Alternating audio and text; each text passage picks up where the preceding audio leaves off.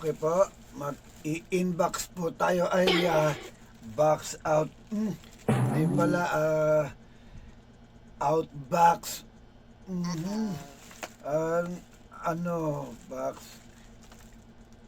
Unbox po, unbox po tayo ng ating vlog kit.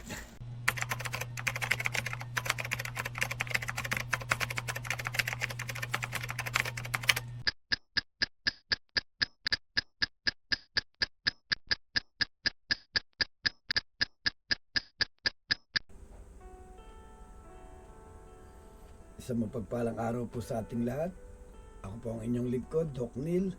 Tara at muli niyo ako samahan na ating aralin ang nilalaman ng Biblia. Pero bago po ang lahat, shout out po kay Sara Manaloto. Siya po yung nagsabi na mahinado yung volume ng aking nakaraang vlog na yung about kay God nga. Yes po, kasi yung talagang ginagamit ko po lang noon na yung mismong mic lang ng cellphone. Kaya nang masabi niya yon ay tayo po ay umorder ng tripod. Ayun po, at saka po yung lapel. Amazing! Ayan, nakikita nyo ngayon sa screen. Salamat sa mga ganong komento kasi isang paraan yung para mapaayos yung aking pagbablog, diba? Malalong gumanda, diba? Nang nakaraan, tinapik natin yung ugali na meron ng Panginoon. Hindi lang pala siya mabait at mabuti, no? Meron pala siyang ugali na baka tayo magdalawang isip pa rin natin kung gagawin pa rin ba natin. Ngayon, samahan nyo kung alamin ang itsura naman ng ating Panginoong Jesus. Ano ba ang pagkakaalam nyo? Ito bang nakalarawan na ito na may mahabang buhok, may maputi at makinis na kutis na tila isang Adonis na kabiga-bighani? Sa pag-search ko sa internet ay may nakita ako na una nag-drawing daw sa Jesus na kilala natin larawan ngayon. Siya si Alexamenos Graffito. Wala akong ma-search na picture niya eh. At saka ang kilalang si Leonardo DiCaprio Leonardo da Vinci. Ayun, Leonardo da Vinci. Na siya gumawa ng Last Supper. Ang kanilang simbolo o yung trademark nila ay nilalagay nila sa kanilang sa kanilang obra dahil sila ay nagtataglay ng mahabang buhok. Kita nyo naman si Da Vinci kanina, di ba? Sa 10 utos na tinapik ko, pinakita ko doon yung sekta na akala natin ay totoo. Pero puro pala pagsalangsang yung ginagawa. Dahil una, sila nga mismo yung may mga ribulto na ayaw ng ating Panginoong Diyos dahil nga siya ay mapanibughuin o siloso. Ngayon, ipapakita ko sa inyo isang blasphemia na ginagawa nila sa ating Panginoon. Ano yung nakita nyo kanina sa larawan? Isang nilalang na may napakahabang buhok na tulad ng isang babae. Kasi po, nasusulat po sa unang Korinto, Kabanata 11, talata 14, or ano ba yun? Maligtad yata. Chapter 11, verse 14, ay sinasabi na kahalayan sa isang lalaki ang may mahabang buhok. Kaya sa tingin nyo, yung totoong Jesus kaya ay magpapahaba ng buhok? Diba?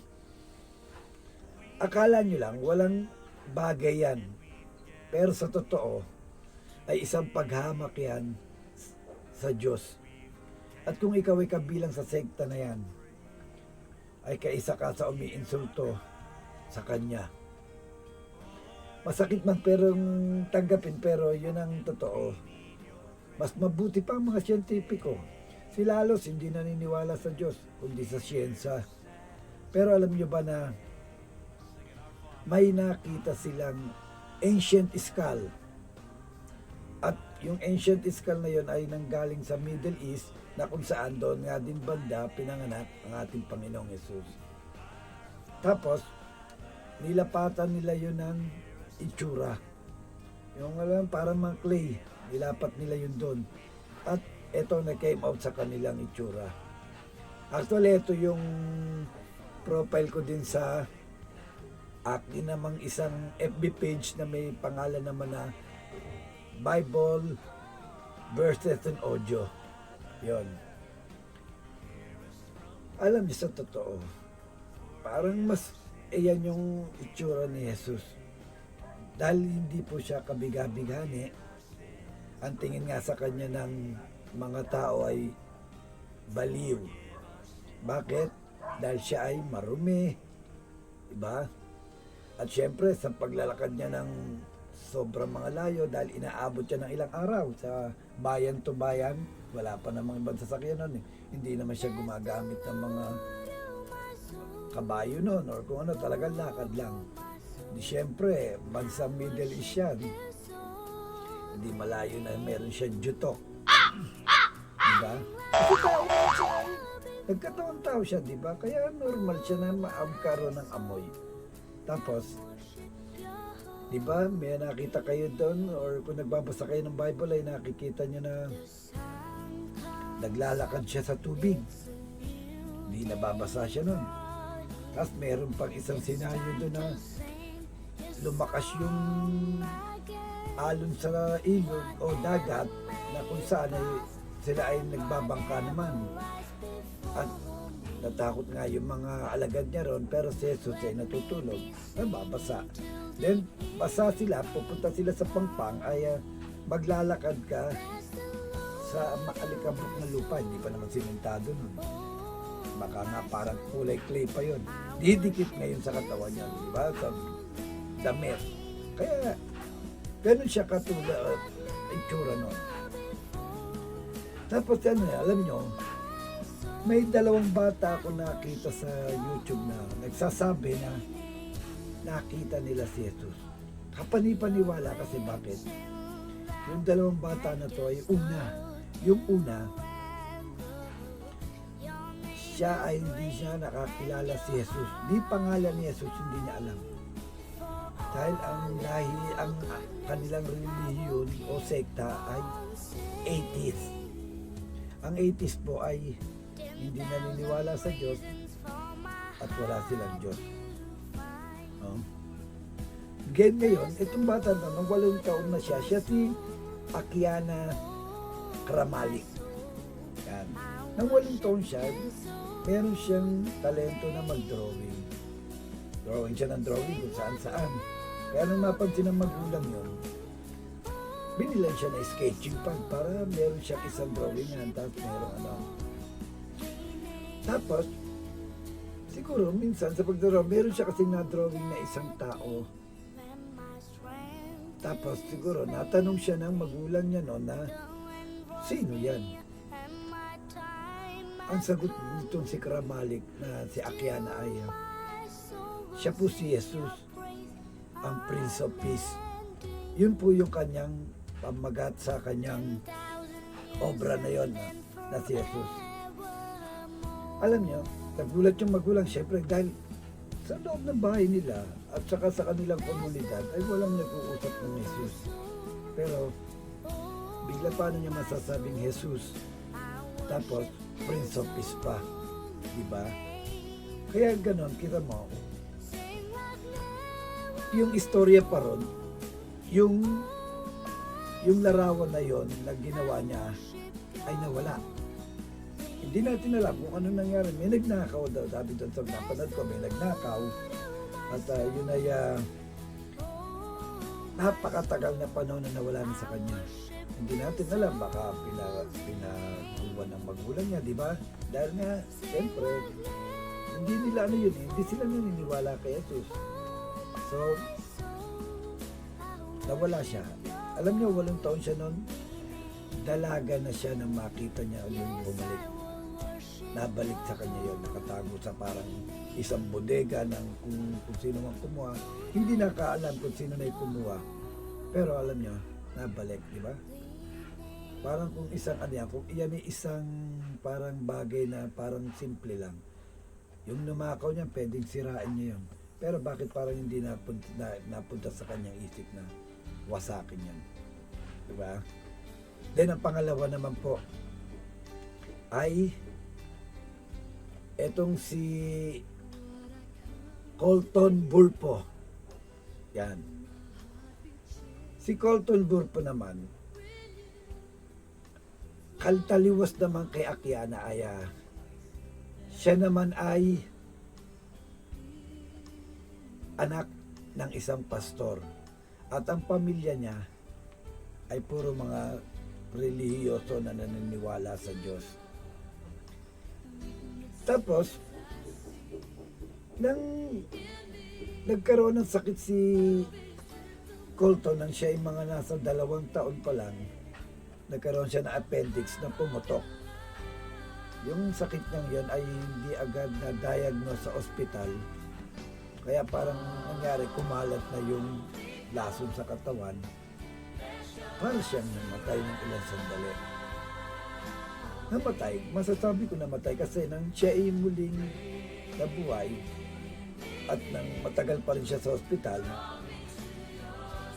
ay nagkwento siya sa magulang niya. Mga maka-4 na taon naman siya noon na nakita niya si Jesus. May blue daw na mata, tapos merong hindi kahabaan na buhok. Alam niya na natapos, nagugulat pa yung magulang doon dahil sabi niya nakita niya yung kapatid niya at mga lolo't lola niya sa langit. Nagulat yung magulang niya kasi wala naman siya kapatid. Pero naalala nila na bago pala si Colton ay ilang beses sila nakunan. Diba? Ngayon, para malaman nila kung totoo yung sinasabi ng bata ay ipinakita nila yung larawan ng kilala nating Jesus. Nagkakadrawing o rebulto. Pero hindi yun. Sabi niya, hindi po yun. Tapos, nang pinakita nila yung drawing na kay Akiana, pumunta pa sila rin. Tinuro ng bata. Yun. Siya po yung kausap ko. Diba? 2 bata yan ha. Hindi kilala ang Panginoon. Siyempre bata ka pa, lalo na yung pangalawa, diba? 2 taon ka pa lang. Nakikilala mo ba agad si Jesus? Tapos, ayan po yung ating ngayon. May naalaman na naman kayo sa taong nagbabasa ng Biblia. Iiwan ko uli ang katanungan na kanino kayo naniniwala. Sa nakagawian na ba? O sa nalalaman niyo na may basihan ang Biblia? Pero hindi ko po sinasabi na yung pinakita natin na picture ay idikit mo naman sa inyong mga dingding sa kwarto. Hindi po. Bali, para lang kung talagang kasi lang siya yung swak. Diba? Sabi ko, yung dalawa, hindi nila alam yun. Pero bakit yung buhok?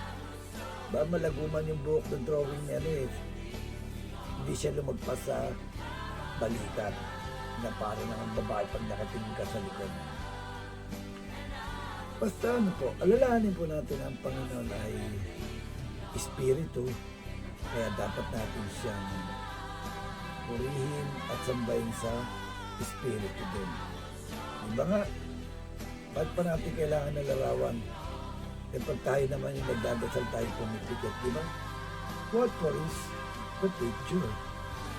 Ito ba? Nag-get nyo po ba yung logic doon? Kaya, muli po, yun na naman po matatapos yung ating pagtatalakayan ngayon kung ano ba talaga yung maaring itsura ni Jesus. At ito na lang po tayo uli at muli po, Isang mapagpalang araw po sa inyong lahat. Alam.